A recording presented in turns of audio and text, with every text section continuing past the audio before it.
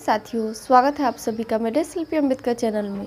दोस्तों, आज के एपिसोड 1061 एपिसोड है और इसकी शुरुआत चौल से होती है, जहाँ पे जीजाबाई, करुणा और भीम के जितने भी विरोधी थे सब बैठे हुए थे एक साथ और सभी आपस में ये बात कर रहे थे कि भीमराव का अखबार बटे ही ना, बिके ही ना, यही सब वो बात कर रहे थे। तो उसी समय वहाँ पे आती है बुआ और उन सभी को बात करते हुए देख के उन सभी को सुनाती है कि तुम सब बहुत निम्न किस्म के आदमी हो, किसी का अच्छा नहीं सोच सकते हो। वहीं पे बैठे जोको काका कहने लगते हैं और जनार्दन कि हाँ, हम लोग निम्न किस्म का आदमी हैं और हम लोग यही चाहते हैं कि किसी भी तरह से भीम, रमा और उसके सारे समर्थक बर्बाद हो जाए। यह सुनने के बाद बुआ भी उनको बहुत सुनाती है।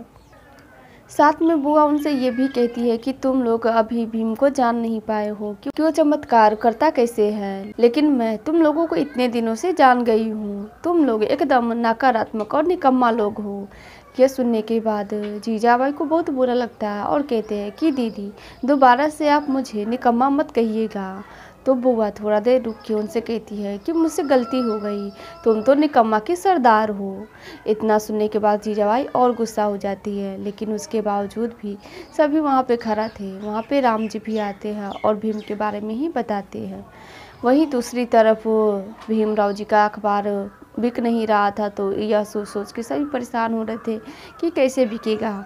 उसी समय वहाँ पे आते हैं दीपक भागते हुए और भीम को बताते हैं कि भीम भैया, मैंने आपके 3 अखबार बेच दिए, देखिए मैं पैसे लेके आया हूँ।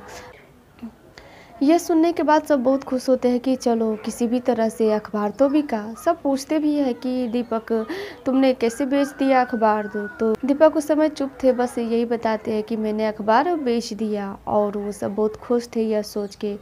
और साथ में रमा ये भी कहती है कि आपने मेघनाथ जी को बोले थे कि कल हम किसी भी तरह से अखबार बेच देंगे, लेकिन देखिए। उसके बाद सभी चौल वापस जाने के लिए तैयार होते हैं। उसी समय वहाँ पे मेघनाथ आ जाते हैं।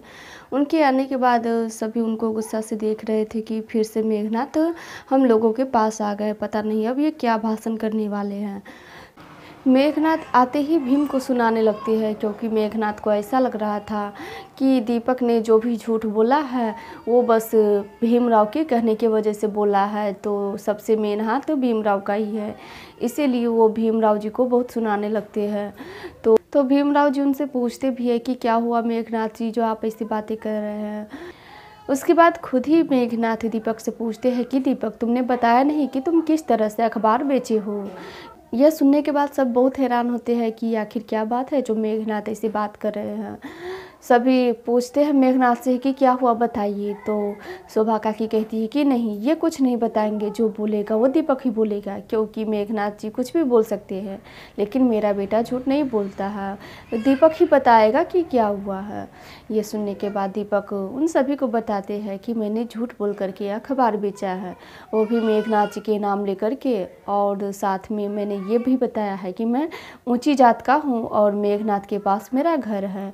यह सुनने के बाद ही लोग अखबार खरीदे हैं।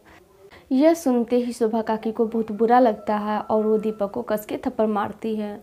मारने के बाद भीम उनसे फिर से कहते हैं कि शोभा काकी, दीपक को एक और थप्पड़ मारिए ताकि इसको सीख मिले, और एक नहीं 2-2 सीख मिले। जिसके बाद शोभा काकी दीपक को फिर से थप्पड़ मारती है। यह सब देखने के बाद मेघनाथ भीम को सुनाने लगते हैं कि भीमराव, बहुत अच्छा नाटक है। पहले तुम खुद ही दीपक को भेजते हो कि किसी न किसी तरीके से अखबार बेच के आओ, और फिर बाद में उसी को तुम मार खिलवाते हो। और बहुत सारी बातें मेघनाथ जी भीम से कह रहे थे, लेकिन उसके बावजूद भी दीपक को बहुत बुरा लगता है कि से मैं हमेशा भीम भैया आपके साथ रहा हूँ, लेकिन आप आज मेरे विपक्ष में खड़े हो गए हैं, ये मुझे बिल्कुल भी अच्छा नहीं लगा है। और जो भी मैंने किया वो आपके लिए किया, तो इसीलिए मुझे थोड़ा भी अच्छा नहीं लगा कि आप मुझे थप्पड़ खिलवा दिए। यह कह के दीपक वहाँ से भाग जाते हैं। जब दीपक वहाँ से भाग जाते हैं तो शोभा काकी उनको लाने जाने के लिए कहती है, तो भीम कहते हैं कि शोभा काकी, अभी आप दीपक के पास मत जाइए, क्योंकि अभी दीपक को मेरी ज़रूरत है, तो मैं खुद ही उसको लेके आ जाऊँगा।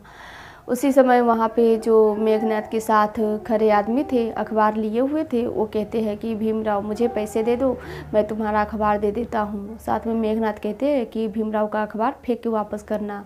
तो भीम जी उनसे कहते हैं कि अगर आपने मेरा अखबार फेंक के वापस किया तो मैं आपको एक भी पैसा नहीं दूंगा, इसीलिए आप लोग सभी ज़मीन पे पेपर रख दीजिए, मैं खुद ही आपको पैसा दे दूंगा। जिसके बाद वो तीनों लोग नीचे अखबार पेपर रख देते हैं और उसके बाद भीम जी उनको पैसा दे देते हैं।